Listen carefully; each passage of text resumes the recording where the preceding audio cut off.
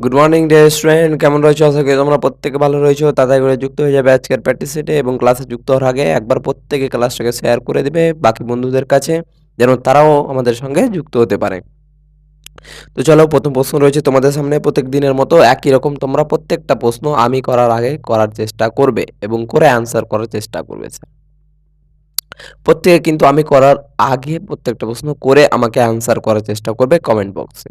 চলো, প্রথম প্রশ্ন কি বলছে স্যার? পিতার বয়স তার দুই পুত্রের বয়সের যোগফলের 3 গুণ। তাহলে দেখো, প্রথম লাইনটার আগে কাজ করব আমরা। পিতার বয়স হচ্ছে, অর্থাৎ পিতা পিতা যে আছে, পিতার যেটা বয়স হবে সেটা হচ্ছে দুই পুত্রের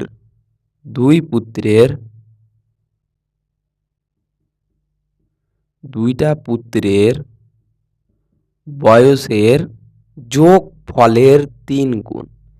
অর্থাৎ তোমার বাবার বয়স হচ্ছে তোমরা দু ভাইয়ের বয়সের যোগফলের 3 গুণ। তাহলে আমি ধরে নিলাম যে তোমাদের দু ভাইয়ের বয়সের যোগফলটা হচ্ছে এক্স, অর্থাৎ দুই পুত্রের বয়সের যোগফল কত স্যার? এক্স। তাহলে পিতার বয়স কত হবে? দুই পুত্রের বয়সের গুণ, বয়সের সমষ্টির অর্থাৎ যোগফলের 3 গুণ। তাহলে হয়ে যাবে 3 গুণ 3x। তাহলে পিতার আর দুই পুত্রের বয়সের যোগফলটা কত ধরলাম? এক্স। তাহলে পিতার বয়স কত হয়ে গেল স্যার? 3 গুণ অর্থাৎ 3x। নেক্সট কি লাইন বলছে আমার? 20 বছর পরে পিতার বয়স দু পুত্রের বয়সের যোগফলের সমান হবে। 20 বছর পরে পিতার বয়সটা দুই পুত্রের বয়সের যোগফলের সমান হবে। তাহলে 20 বছর পরে, আজকে যদি তোমার বয়স 10 বছর হয় তাহলে 10 বছর পর কত বয়স হবে তোমার? 10 যোগ 10 20। তার মানে আজকে যদি পিতার বয়স 3x হয় তাহলে 20 বছর পর কত হবে? 3x plus 20। এটা পেয়ে গেলাম পিতার বর্তমান, আচ্ছা 20 বছর পরে বয়স। তাহলে 20 বছর পরে দুই পুত্রের বয়সের সমষ্টি কত হবে স্যার? এক্স প্লাস, একটা পুত্রের জন্য 20 যোগ করব আর একটা পুত্রের জন্য 20 যোগ করব।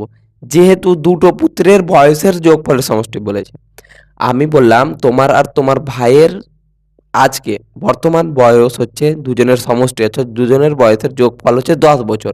তাহলে 10 বছর পর তোমাদের দু ভাইয়ের বয়সের সমষ্টি কত হবে? আজকে যদি তোমাদের দু ভাইয়ের বয়সের সমষ্টি যদি 10 বছর হয় তাহলে 10 বছর পর দুজনের সমষ্টি কত হবে স্যার? তোমার বয়সও 10 বাড়ছে, তার বয়সও 10 বাড়ছে। তারপরে 10 আজকে ছিল সমষ্টি, তার মানে 10 বছর পর কত হয়ে যাবে? 10 10 করে আরো বৃদ্ধি পেয়েছে, তার মানে 30 হয়ে যাবে। একই রকম ভাবে দুজনের সমষ্টি ছিল এক্স, 20 বছর পরে একজনের 20 বছর বৃদ্ধি পাবে আর একজনের 20 বছর বৃদ্ধি পাবে। তাহলে কত হয়ে যাবে? X plus 40। তার মানে লিখে দাও এক্স প্লাস 40। তার মানে 20 বছর পরে পিতার যেটা বয়স হবে দুই পুত্রের বয়সের যোগফলের সমান হবে, এটাই আমাকে বলেছে। এখান থেকে বের করে নিব আমরা এক্স এর ভ্যালু। তাহলে 3x, এই এক্সটা এরপরে আসলে মাইনাস এক্স সমান 40 বিয়োগ হয়ে যাবে 20। তাহলে 3x থেকে এক্স বাদ দিলে কত স্যার? 2x। তাহলে 2x সমান কত হয়ে যাবে? 40 থেকে 20 বাদ দিলে 20। তাহলে 2 2 কাটলো, হয়ে গেল 10। এক্স এর ভ্যালু স্যার কত? 10। তাহলে পিতার বর্তমান বয়স কত ছিল? 3x। তাহলে 3 ইন্টু এক্স এর ভ্যালু কত পেলাম? 10। তাহলে 3 10 এ 30। তাহলে কত উত্তর হয়ে গেল আমাদের? 30 বছর। তাহলে পিতার বর্তমান বয়স কত? 30 বছর। আশা করি বুঝতে পেরেছো। চলো, পরের প্রশ্ন দেখবে স্যার।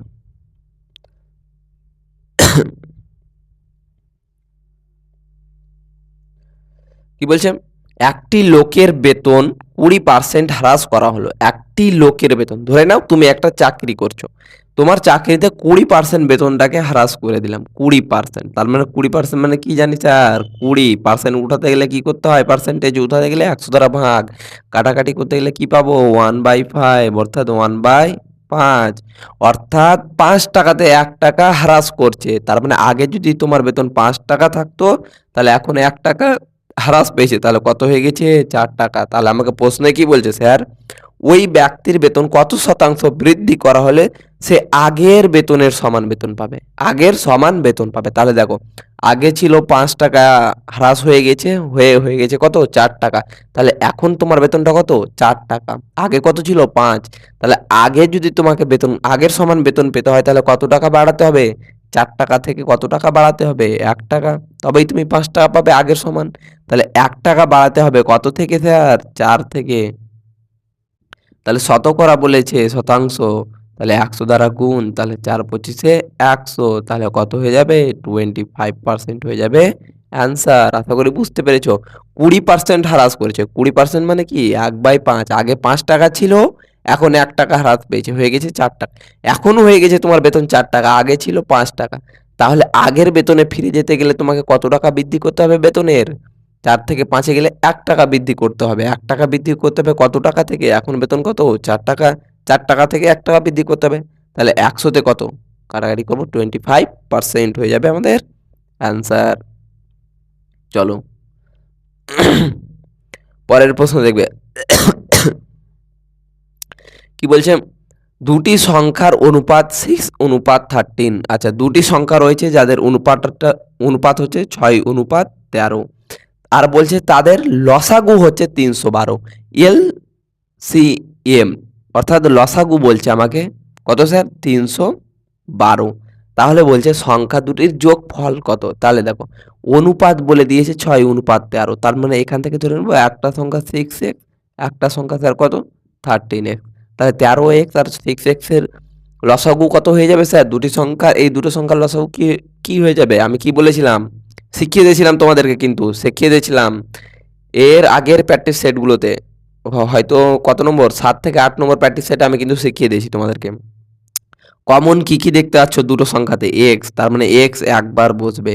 যেগুলো কমন নেই, কি কমন নেই? 6 এখানে আছে, এখানে নেই, তার মানে 6 বসে দাও। 13 এক জায়গাতে দেখতে পাচ্ছি, 13 বসে দাও। অর্থাৎ কমন যেগুলো থাকবে দুটো এক্স এর জন্য একটা এক্স, যেগুলো কমন থাকবে না সেগুলোকে গুণ করে বসিয়ে দিব। তাহলে 6 কত? 78x। তার মানে লসাগু কত পেয়ে গেলাম স্যার? দুটি সংখ্যা লসাগু পেয়ে গেলাম 78x। আর আমাকে প্রশ্নে বলে দিয়েছে 312, লসাগুটা কত? 312। তাহলে 78x এর ভ্যালু কত হয়ে যাবে? 312। তাহলে এক্স এর ভ্যালু কত হয়ে যাবে স্যার? 312/78। কাটাকাটি করো, 2 দ্বারা 3 9, 2 দ্বারা 2 একে 2, 5 দুগুণে 10, 6 দুইয়ে 12, 3 দ্বারা 3 4 39, 3 5 15, 3 2 6, 4 তেরং 52, 4। তাহলে এক্স এর ভ্যালু কত হলো? 4। এক্স এর ভ্যালু যদি 4 হয় তাহলে একটা সংখ্যা কি ধরেছিলাম? একটা সংখ্যা ধরেছিলাম 6x, আর একটা ধরেছিলাম 13x। তাহলে 6x আর 13x এর সমষ্টি বলেছে। দুটি সংখ্যার কি বলেছে? সমষ্টি। তাহলে দুটি সংখ্যা কি আছে? 6x plus 13x। তাহলে তাদের সমষ্টি কি হয়ে যাবে? যোগফল 6x প্লাস 13x। এবার x এর ভ্যালু বসে দাও, 6 ইন্টু x এর ভ্যালু 4 প্লাস 13 ইন্টু x এর ভ্যালু 4। তাহলে কত হলো? 4 6 24 প্লাস 4 13 52। তাহলে কত হয়ে গেল? 4 2 6, 5 2 7, 76 হয়ে গেল কি উত্তর। 76 option A will be the correct answer. তাহলে সংখ্যা দুটির সমষ্টি কত হয়ে গেল? 76। এখান থেকে তোমাদেরকে অনুপাত কিভাবে আর লসাগু কিভাবে বের করলাম এটা মনে রাখতে হবে। আর এটা অলরেডি আমি তোমাদের সঙ্গে পুরো ডিটেলসে কনসেপ্ট একেবারে ডিসকাস করে নিয়েছি আগের প্র্যাকটিস সেটগুলোতে। যারা প্রথম থেকে প্র্যাকটিস সেটগুলো দেখে আসছো, আশা করি তাদের এই জিনিসটা বুঝতে অসুবিধা হবে না। চলো পরের প্রশ্ন দেখবো স্যার। বলছে দুইজন ব্যক্তি একই দিকে যথাক্রমে 3 কিমি পার ঘন্টা ও 6 কিমি পার ঘন্টা গতিবেগে হাঁটছিলেন। দুজন ব্যক্তি রয়েছে। এটা আমার একটা ব্যক্তি কালু হাঁটছে, আর এটা হয়ে গেল আমার কি, এটা একটু মজা করে শিখি আমরা জিনিসগুলোকে। এটা হয়ে গেল আমাদের ভোলু বাবা। কালু বাবা আর ভোলু বাবা একই দিকে হাঁটছে, এদিকে হাঁটছে, এও এদিকে হাঁটছে। এবার কি করছে? 3 কিমি পার ঘন্টা আর 6 কিমি পার ঘন্টা গতিবেগে। কালু হাঁটছে 3 কিমি পার ঘন্টা গতিবেগে, আর ভোলু হাঁটছে 6 কিমি পার ঘন্টা গতিবেগে। কত? 3 আর 6 কিমি পার ঘন্টা বেগে। এবার বলছে একটি ট্রেন পিছন দিক থেকে এসে তাদেরকে যথাক্রমে 9 সেকেন্ড এবং 10 সেকেন্ডে অতিক্রম করলো। একটা ট্রেন পিছন থেকে এসে, একটা ট্রেন এখান থেকে, এটা ধরে নাও ট্রেন, রেলগাড়ি ঝিকঝিক যাচ্ছে, পিছন থেকে এসে তাদেরকে একে করলো কত সময় নিল? 9 সেকেন্ডে পার করছে, আর একে করছে 10 সেকেন্ডে। টাইম কত নিচ্ছে? 10 সেকেন্ডে পার করছে। তাহলে বলছে যে ট্রেনের বেগ কত? একেবারে সহজ প্রশ্ন, কনসেপ্ট বলে দিচ্ছি, দেখে নাও। এর ক্ষেত্রে দেখো স্পিড ইকুয়াল টু কি জানি আমরা, ডিস্টেন্স বাই টাইম। তাহলে দেখো এটা এখানেই দেখি আমরা, স্পিড ইকুয়াল টু যদি ডিস্টেন্স বাই টাইম হয় তাহলে ডিস্টেন্স সমান কত হবে স্যার, এটা গুণ করে দাও, স্পিড গুণিত টাইম। তাহলে ডিস্টেন্স সমান কত হয়ে যাবে, স্পিড ইন্টু টাইম, তাই তো। তাহলে দেখো স্পিড স্পিড কি হয়ে যায় আমাদের, যখন একটা চলন্তমান ট্রেন, আমি রবিবারে ক্লাসে করালাম, আশা করি তোমরা বলতে পারবে, যখন একটা ট্রেন কোনো চলন্তমান ব্যক্তিকে পার করবে একই দিকে, দুটো কেস ছিল, একটা বিপরীত দিক থেকে একটা একই দিক থেকে, ট্রেনও এদিকে যাচ্ছে ব্যক্তিও এদিকে যাচ্ছে, যখনই চলন্তমান ট্রেন একটা কোনো ব্যক্তিকে পার করবে তখন স্পিডটা কি হয়ে যাবে, ব্যক্তিও যেহেতু এদিকে যাচ্ছে ট্রেনও একই দিকে যাচ্ছে, তাহলে কি হয়ে যাবে আমাদের, ট্রেনের গতিবেগ মাইনাস ব্যক্তির গতিবেগ। তার মানে আমি ধরে নিলাম, আচ্ছা তাহলে টাইমটা আগে আমরা বসাই, টাইম কত নিচ্ছে, 9 সেকেন্ড নিচ্ছে, গুণিত গুণিত আছে, গুণিত বোঝায় স্পিডটা কত হয়ে যাবে, ট্রেনের গতিবেগ ধরে নিলাম এক্স কিমি পার ঘন্টা, আমরা তো জানি না ট্রেনের গতিবেগ এক্স কিমি পার ঘন্টা, মাইনাস হয়ে যাবে কার, ব্যক্তির গতিবেগ কত, 3 কিমি পার ঘন্টা। এবার দেখো সময় ছিল সেকেন্ডে আর এটা পেলাম আমরা কিসে, কিমি পার ঘন্টাতে, তাহলে স্পিডটাকে কিসে পরিণত করে দেবো আমরা, মিটার পার সেকেন্ডে। করতে দিলে কি হবে, 5/18 দেওয়া গুণ করে দিতে হবে।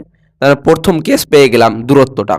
দ্বিতীয়টার ক্ষেত্রে দূরত্ব একই রকম ভাবে বের করো, distance equal to speed into time, বা টাইম ইন্টু স্পিড, উল্টে লিখো। তাহলে টাইম কত নিচ্ছে দ্বিতীয়টার ক্ষেত্রে, 10 সেকেন্ড ইন্টু, এটাও আমার একই দিকে যাচ্ছে, দুজন একই দিকে যাচ্ছে, ট্রেনও একই দিক থেকে আসছে, আর যখনই ট্রেন একই দিক থেকে আসবে স্পিড কি হয়ে যাবে, ট্রেনের স্পিড মাইনাস কার, ব্যক্তির স্পিড, গুণিত হয়ে যাবে মিটার পার সেকেন্ডে পরিণত করতে গেলে 5/18 দ্বারা।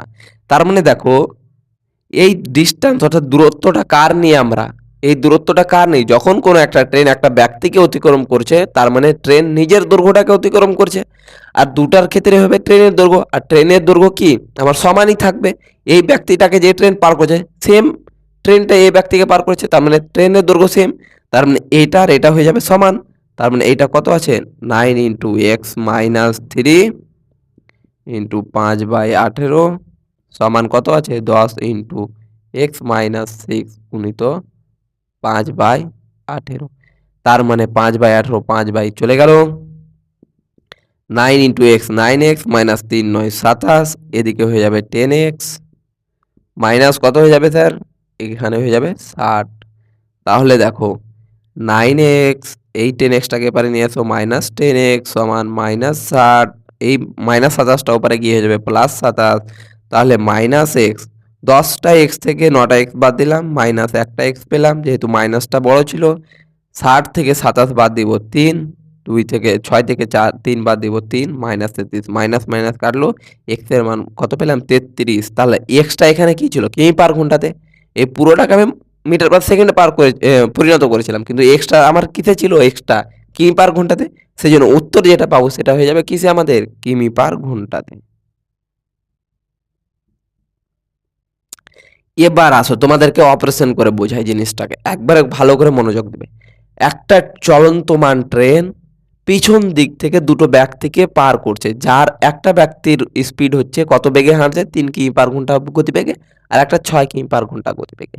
তাহলে আমি কি বলেছিলাম, যখন কোনো চলন্তমান ট্রেন একই দিকে চলা কোনো ব্যক্তিকে, ট্রেন যেদিকে চলছে ব্যক্তিও সেদিকে চলছে, তাহলে কি হয়ে যেত, speed equal to distance by time. স্পিডটা কি হয়ে যেত স্যার, স্পিডটা হয়ে যেত আমার ট্রেনের, যেহেতু একই দিকে যাচ্ছে সেজন্য ট্রেনের স্পিড মাইনাস ব্যক্তি অর্থাৎ মানুষের স্পিড টি, ট্রেনের স্পিড মাইনাস ব্যক্তির স্পিড বাই দূরত্বটা কত, যেহেতু কোনো মানুষকে অতিক্রম করছে সেজন্য মানুষের তো দৈর্ঘ্য নেই, তার মানে ট্রেনের দৈর্ঘ্যটাই হয়ে যাবে দূরত্ব। তার মানে ট্রেনের দৈর্ঘ্য আমরা জানি না, ডি বসিয়ে দিলাম, টি কতক্ষণ সময় নিচ্ছে স্যার, 9 সেকেন্ড, তাহলে 9 সেকেন্ড, এটাই তো করতাম। তাহলে ডি সমান কত হয়ে যেত, কোনাকুনি গুণ, তাহলে ট্রেনের স্পিড মাইনাস মানুষের স্পিড ইন্টু সময় 9 সেকেন্ড। সেম কেস এখানে করলাম, দেখো তো ডিস্টেন্স সমান কত, স্পিড ইন্টু টাইম, তাহলে টাইম কত, 9 সেকেন্ড, 9 ইন্টু ট্রেনের স্পিড কত, এক্স কিমি পার ঘন্টা ধরলাম আমরা জানি না, মাইনাস করে দিব কার, মানুষের গতিবেগ -3, সময় যেহেতু সেকেন্ডে, গতিবেগটাও কিসে করে দিতে হবে, মিটার পার সেকেন্ডে, তাহলে কত দ্বারা গুণ করতে হবে, 5/18। সেম কেস একই ট্রেন, যেই ট্রেনটা এই ব্যক্তিকে ক্রস করছে সেই ট্রেনটাই এক ক্রস করছে, তার মানে এর দূরত্বটা কত হয়ে যাবে? একই রকমভাবে এই ক্যালকুলেশন করব। যেহেতু একই ট্রেন আমরা দুটা ব্যক্তিকে ক্রস করেছে সেই জন্য ট্রেনের দৈর্ঘ্যটা কি হবে? সমান হবে দুটোর ক্ষেত্রে। তার মানে এইটা সমান করে দেবো, এইটা সমান এইটা। ক্যালকুলেশন করব, এক্স এর ভ্যালু হয়ে যাবে 33 কিমি পার ঘন্টা। এটা তো আমরা মিটার পার সেকেন্ড, তোমাদের প্রশ্ন জাগতে পারে স্যার আমরা তো এখানে এটা মিটার পার সেকেন্ডে পরিণত করেছিলাম, কিন্তু এটা তো আমার কিমি পার ঘন্টাতে কেন লিখলাম? তাহলে দেখো এক্সটা এখানে কি ছিল আমি ধরেছিলাম, এক্স এর মানটা কিমি পার ঘন্টাতে ধরেছিলাম। আর যেহেতু কিমি পার ঘন্টাতে ধরেছিলাম তার মানে এক্স এর মান যেটা পাবো সেটাও হবে আমাদের কিমি পার ঘন্টাতে উত্তর। আশা করি বুঝতে পেরেছো। তারা বেশি ভালো করে বুঝতে পেরেছো যারা রবিবারের ক্লাসটা আমার কনসেপ্ট ক্লাসটা করেছো, পুরো ক্লাসটা করেছো মনোযোগ সহকারে। কারণ সেখানে এই কেসটাও বুঝিয়েছিলাম যে কোনো চলন্তমান ট্রেন যখন একই দিকে চলা বা বিপরীত দিকে চলা ব্যক্তিকে ক্রস করে, বলেছিলাম। চলো পরের প্রশ্নটা তোমরা নিজে থেকে করার চেষ্টা করবে। চলো করতে পেরেছো আশা করি, প্রত্যেকে করবে অ্যান্সারটা। কি বলছে প্রশ্ন আমার? কয়েকজন ভিখারিকে 6 পয়সা করে দিলে। চলো দেখি অ্যান্সার করতে পারো কিনা। চলো অনেকক্ষণ সময় পেলে এবার দেখো আমি করছি, দেখে নাও অ্যান্সারগুলো মিলিয়ে নিবে। যাদের কারেক্ট অ্যান্সার হয়েছে তারা মিলিয়ে নেবে, আর যারা ভুল করেছে আমার সঙ্গে দেখে নেবে। প্রশ্নটা কি বলছে? কয়েকজন ভিখারি 6 পয়সা করে দিলে কৌশিকের কাছে আর 7 পয়সা বেশি থাকে। তুমি ধরে নাও কয়েকজন ভিখারিকে, কিছু ভিখারিকে 6 পয়সা করে দিচ্ছ, দেওয়ার পরে তোমার কাছে 7 পয়সা এক্সট্রা থেকে যাচ্ছে, অর্থাৎ বেশি থেকে যাচ্ছে। ভিখারিগুলোকে 6 পয়সা করে দেওয়ার পরেও তোমার কাছে 7 পয়সা বেঁচে থেকে যাচ্ছে। এবার কি বলছে? আবার তুমি যতজন ভিখারিকে 6 পয়সা করে দিয়েছিলে সেই জায়গাতে যদি বলছে প্রত্যেকে 8 পয়সা করে দিলে, অর্থাৎ 6 পয়সার বদলে যদি তাদেরকে 8 পয়সা করে দিতে তাদেরকে তুমি, তাহলে 5 পয়সা কম পড়তো, অর্থাৎ 5 পয়সা তোমার কাছে কমে যেত, অর্থাৎ কম পড়তো, অর্থাৎ কোনো জায়গা থেকে নিয়ে তোমাকে 5 পয়সা দিতে হতো। তাহলে বলছে ভিখারির সংখ্যা কত? যেহেতু আমরা ভিখারির সংখ্যা জানি না সেই জন্য ধরে নিব ভিখারির সংখ্যা এক্স। ধরে নিলাম যে ভিখারির সংখ্যা এক্স, তাহলে এক্স জনকে প্রথমে কত টাকা দিচ্ছ স্যার? 6 পয়সা করে দিচ্ছ। একজনকে দিচ্ছ 6 পয়সা করে, তাহলে এক্স জনকে দিবে কত? 10 জনকে তুমি 2 টাকা করে দিচ্ছ, একজনকে দিচ্ছ 2 টাকা করে, তাহলে 10 জনকে কত টাকা দিবে? মোট 10 গুণিত 2 সমান 20 টাকা। তাহলে এক্স জন ভিখারি প্রত্যেক জনকে 6 পয়সা করে দিচ্ছ, তাহলে এক্স জনকে কত দিবে? এক্স ইন্টু 6 টাকা। তাহলে এত টাকা দেওয়ার পরেও তোমার কাছে কত পয়সা বেশি থাকছে? 7 পয়সা বেশি থাকছে। অর্থাৎ তুমি 10 জনকে প্রত্যেক জনকে 2 টাকা করে দেওয়ার পরে তোমার কাছে 5 টাকা বেশি থাকছে। তার মানে 10 জনকে 2 টাকা করে দিলে কত দিলে? 10 জনকে 20 টাকা। 20 টাকা দেওয়ার পরে তোমার কাছে 5 টাকা বেঁচে আছে, তার মানে কত টাকা হলো? 20 যোগ 5 25 টাকা। এক্স জন ভিখারিকে 6 পয়সা করে দিলে 7 পয়সা বেঁচে আছে, তার মানে এক্স জন ভিখারিকে 6 পয়সা করে দিলে মোট কত দিলে? এক্স গুণিত 6 বেঁচে আছে 7, তার মানে কত হয়ে যাবে? +7। তার মানে এত টাকা ছিল তোমার কাছে, সমান হয়ে যাবে। কি সমান হয়ে যাবে স্যার? বলছে এখন যদি তুমি প্রত্যেক ভিখারিকে, তাহলে দেখো আগে কতজন ছিল? এক্স জন ভিখারি ছিল, এখন যদি প্রত্যেক জনকে 8 পয়সা করে দাও তাহলে এক্স জনকে কত দেবে? 8 গুণিত এক্স। তাহলে তোমার কাছে বলছে যে 5 পয়সা কম পড়ে যাবে। কত পয়সা? 5 পয়সা স্যার কম পড়ে যাবে। যে টাকাটা তুমি এদেরকে দিচ্ছিলে সেই টাকাটাই যখন 8 পয়সা করে দিচ্ছ, তোমার কাছে পরিমাণ একই আছে, কিন্তু এখন যদি 8 পয়সা করে দাও তাহলে 5 পয়সা কম পড়ে যাবে। তাহলে এই পয়সা আর এই পয়সা সমান হয়ে যাবে, যেহেতু সেম পয়সা তুমি বিতরণ করছো। এখান থেকে এক্স এর ভ্যালু বের করো, 6x + 7 সমান 8x - 5, এক লাইনের প্রশ্ন। তাহলে দেখো 6x - 8x - 5 প্লাসটা ওপারে গিয়ে মাইনাস হয়ে যাবে +7, তাহলে -8x থেকে 6x বাদ দেবো, কত হয়ে যাবে? 2x সমান মাইনাস মাইনাস মাইনাস 5 সাথে কত? 12, মানে মাইনাস মাইনাস কাটলো 2 দ্বারা 6, তাহলে এক্স এর ভ্যালু স্যার কত পেলাম? 6। তাহলে ভিখারির সংখ্যা কত ছিল স্যার? 6 জন। আর একবার আমি এক্সপ্লেন করে দিচ্ছি, খুব গুরুত্বপূর্ণ প্রশ্ন।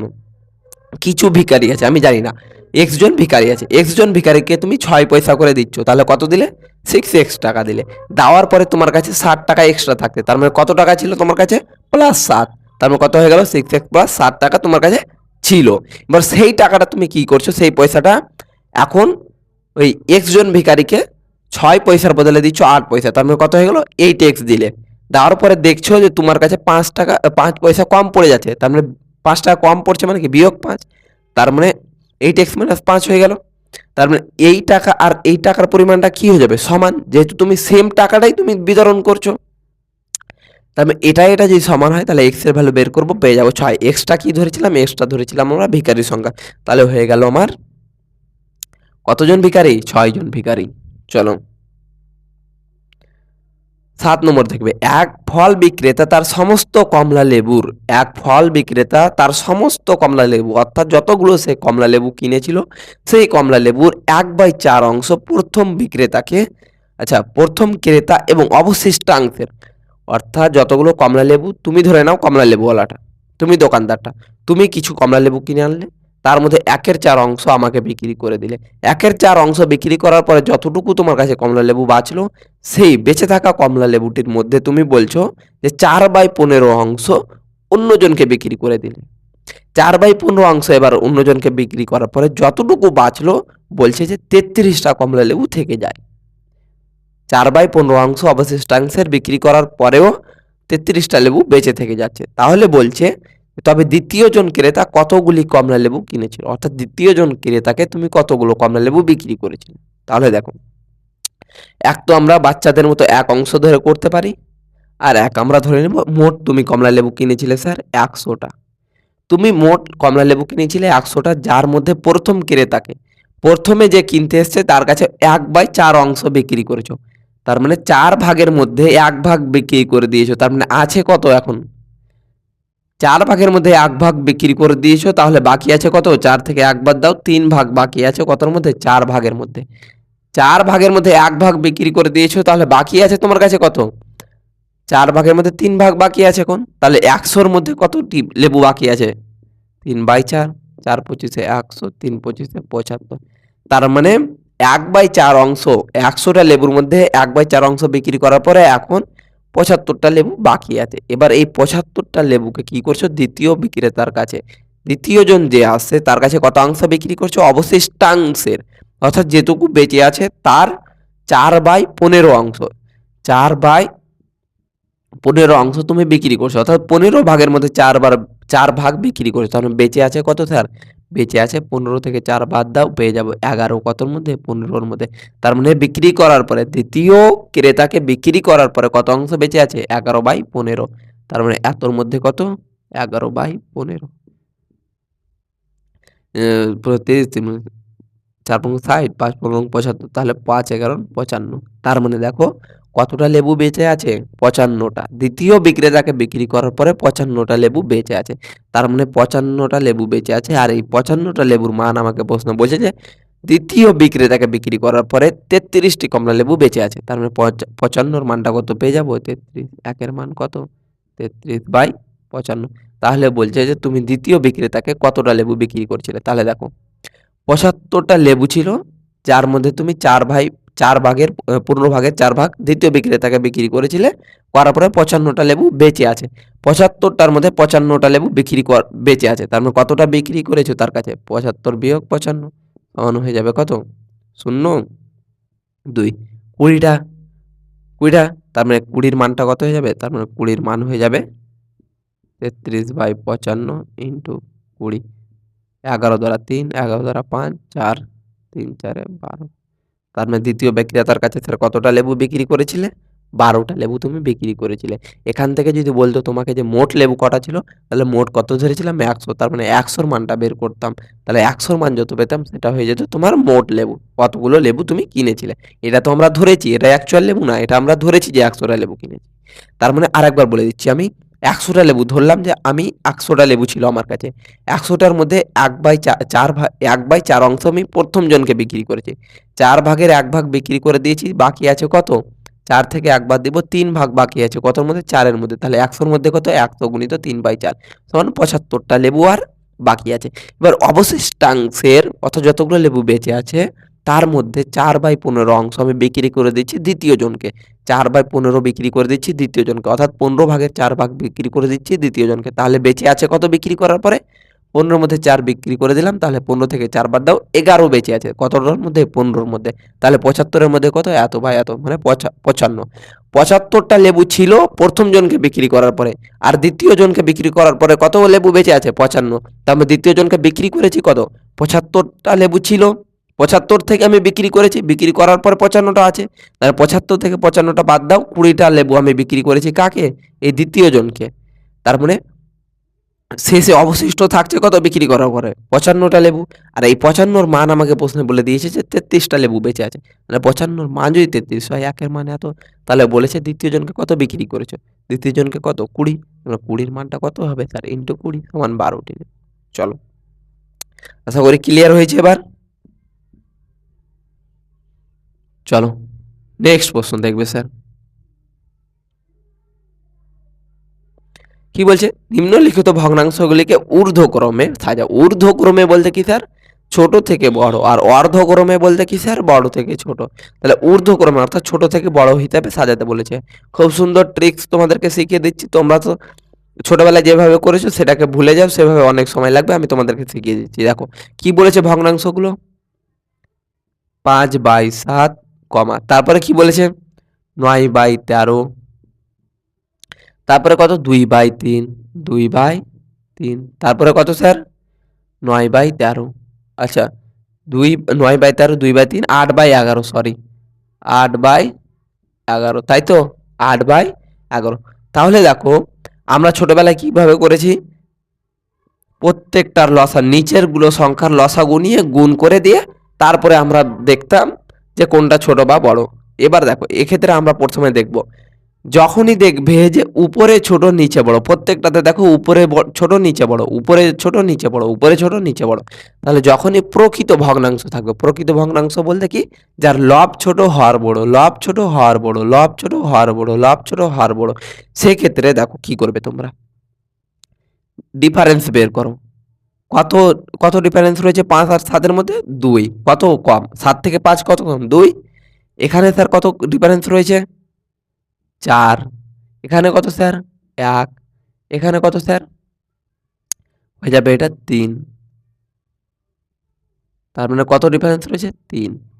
এবার দেখো এখানে 2, 4, 1, 3, এই 2, 4, 1, 3 কে সমান বানাও। সমান বানাতে কি করতে হবে?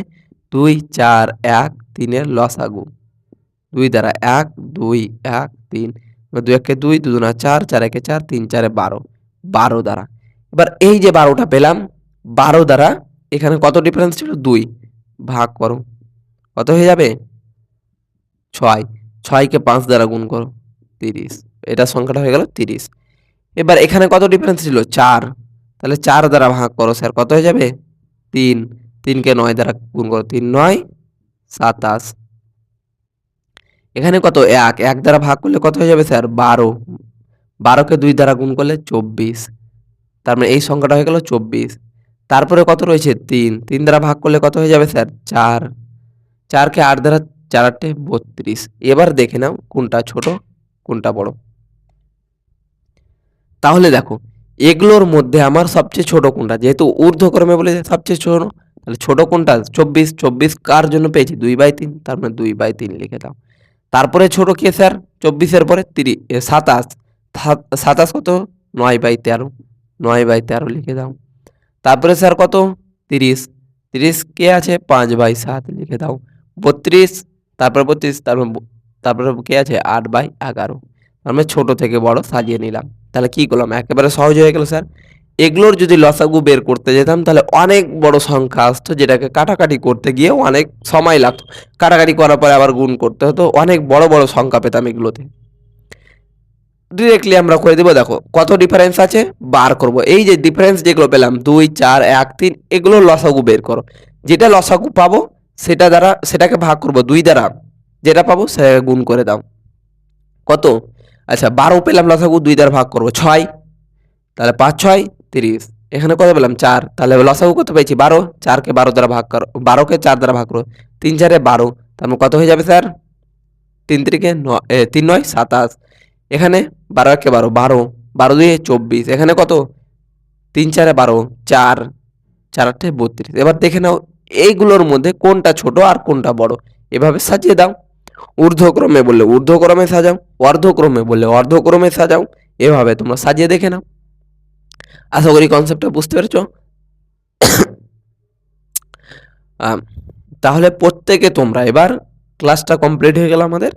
এবার তোমরা প্রত্যেকে যতগুলো প্রশ্ন আমরা করলাম প্রত্যেকটা প্রশ্ন তোমরা পরের ক্লাস শেষ হওয়া মাত্র একবার রিভিশন করে নাও, প্র্যাকটিস করে নাও, সঙ্গে সঙ্গে রাফ খাতাতে একবার প্র্যাকটিস করে নাও। তাহলে জিনিসগুলো প্রত্যেকটা কনসেপ্ট আমাদের একবারে স্ট্রং হয়ে যাবে, প্রত্যেকটা জিনিস আমাদের স্ট্রং হয়ে যাবে। এইভাবে আমরা একেবারে চলে যাব, একেবারে ধার বরাবর আস্তে আস্তে আস্তে আস্তে আমরা ডাব্লিউবিপি পরীক্ষাটাকে আমরা জয় করব, অর্থাৎ ডাব্লিউবিপির ফাইনাল কাট আপ এভাবে আমরা ক্লিয়ার করব। প্রত্যেকে একই রকম, প্রত্যেকটা সাবজেক্ট, শুধু গণিত বলে নয়, প্রত্যেকটা সাবজেক্ট তোমরা ক্লাসে যতটুকু পড়লে ক্লাস শেষ হওয়া মাত্র একবার দেখে নিলে, তাহলে সেই জিনিসটা মেমোরাইজ হয়ে যাবে ভালো করে। আর সপ্তাহে একবার অন্তত রিভাইজ করো, প্রত্যেকটা রিভিশন করো, প্রত্যেকটা সাবজেক্ট সপ্তাহে একবার অন্তত, মান্থলি একবার করো, সাপ্তাহিক একবার করো। তাহলে কিন্তু জিনিসগুলো তুমি যেগুলো পড়লে সেগুলোর ফল পাবে। আর যদি একদিক থেকে করেই যাও তাহলে কোনো লাভ হবে না। একদিক থেকে করবে, একদিক থেকে ভুলবে। হতে পারে তুমি ক্লাসের মধ্যে খুব সুন্দরভাবে বুঝতে পারলে, ক্লাসের মধ্যে করতে পারছো অঙ্কগুলো, কিন্তু যদি প্র্যাকটিস না থাকে তাহলে কিন্তু করতে পারবে না। আমি একই কথা প্রত্যেক দিন বলছি, কারণ এই জিনিসটা তোমাদেরকে অ্যাপ্লাই করতেই হবে সিলেকশনের জন্য। তা না হলে কিন্তু পরীক্ষা হলে গিয়ে তোমরা ভুল করে আসবে 100%। তাহলে চলো আর বেশি কিছু বলবো না তোমাদের সঙ্গে, আবার দেখা হবে পরবর্তী ক্লাসে। ততক্ষণের জন্য সুস্থ থাকো, ভালো থাকো, ধন্যবাদ।